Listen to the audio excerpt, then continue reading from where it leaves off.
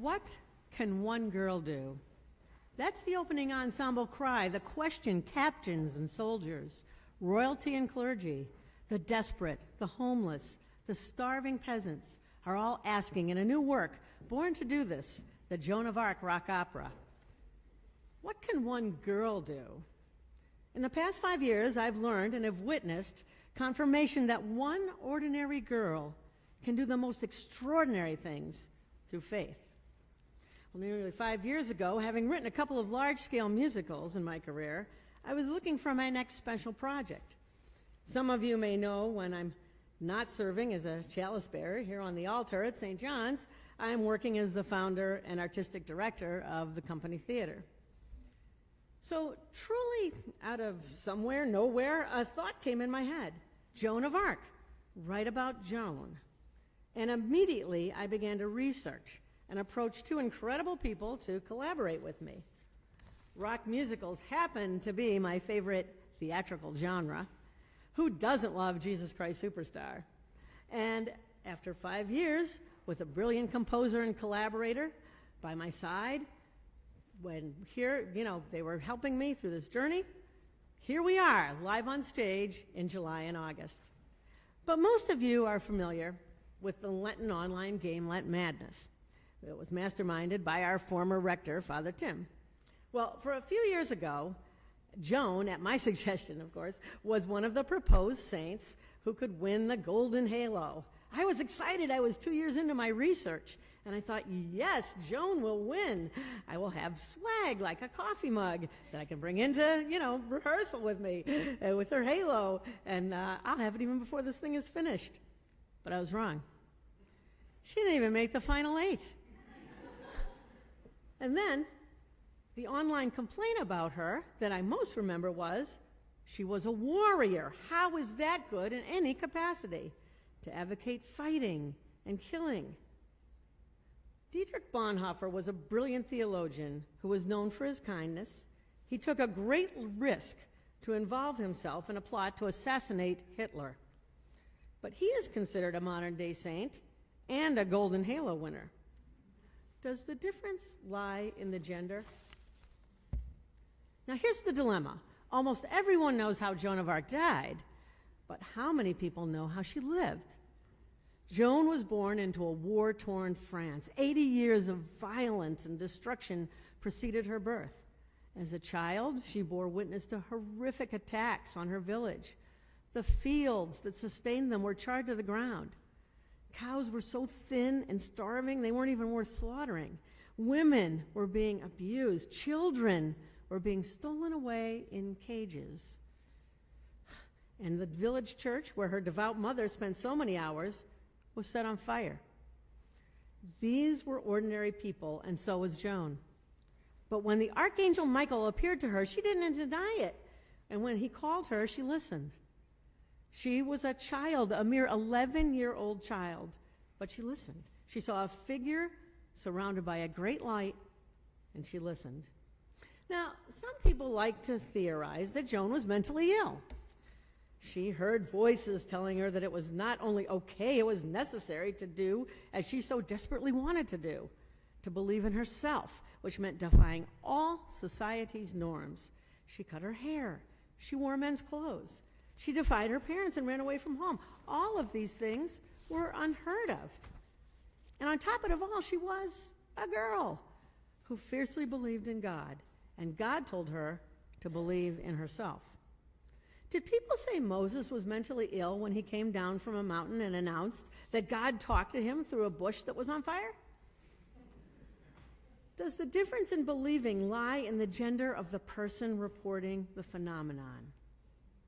After all, in Moses' time, women were just property. In Joan's time, unless you were royalty, women were just property.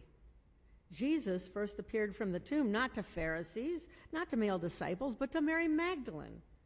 It's okay to believe a woman. It took centuries until women were even respected enough to get to do things like vote. It was in my lifetime that women couldn't buy property or get a bank loan without a man's signature. It is a divine miracle that I was able to obtain the building that is now the company theater. Women were not considered reliable business people in the early 90s. Especially women in theater. Especially a gay woman. An ordinary girl from the 15th century who achieves extraordinary things. At age 16, Joan, who'd never been more than a few miles away from her village, defied her parents, ran away from home by stealing away on the back of a cart. She had cut her hair, donned her brother's clothing, and went to see a captain whom she convinced to give her a horse and several knights to travel with her to Chinon. There, the Dauphin, who was the prince at the time, was in hiding from this constantly raging war. He had no interest in it and was definitely not wanting to participate. And at this time, France had no leader, no king.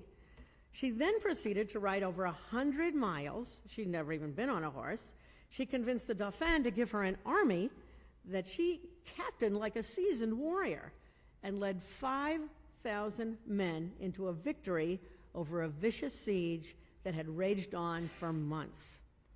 She returned to the Dauphin and made sure he was crowned King of France. After more victories, Joan and her army were returning to take back Paris. Here, she was finally captured. She was held in a castle before it was decided what to do with her. A duchess, who was most enamored of Joan and her undeniable spirit, offered her fine dresses in this incarcerated time before she was actually held in a dungeon and tried. But she wanted none of it. She declared, she said, she dared to not only fight and lead an army, she dared to be herself. With God, I am not afraid. I will dare and dare and dare until I die. Look at the success of Hamilton. It's beautiful the way young people and old alike have become passionate about a piece of history. With Joan, if you take the time to know her, you may also become fascinated not only with history, but with mystery. Sacred mystery, that's a whole other level to her story. It's something we experience as we take communion. It's a sacred mystery.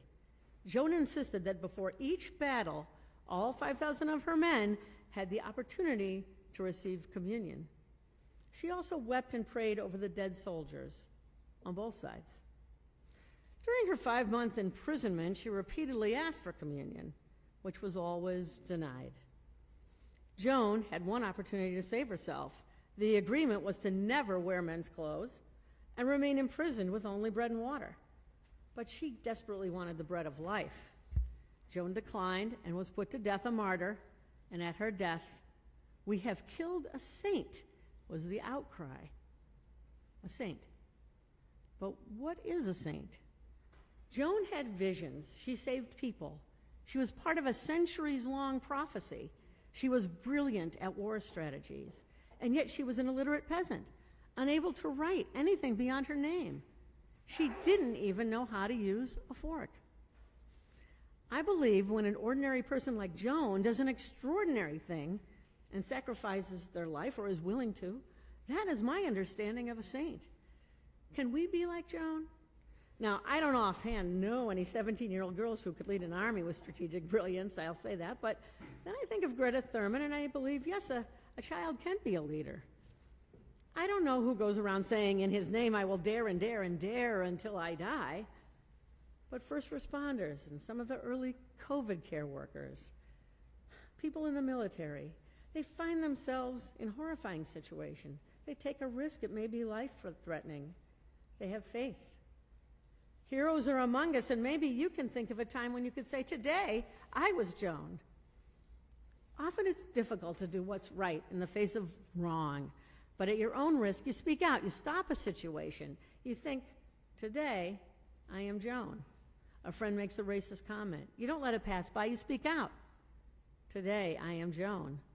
You don't feel comfortable when a person of color is pulled over. You watch with your phone ready. "Today, I am Joan." You see a child or maybe even an adult being bullied. You speak out. You stop it. "Today, I am Joan."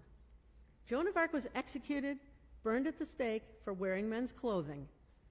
Until that final moment of her death, she held on to her faith.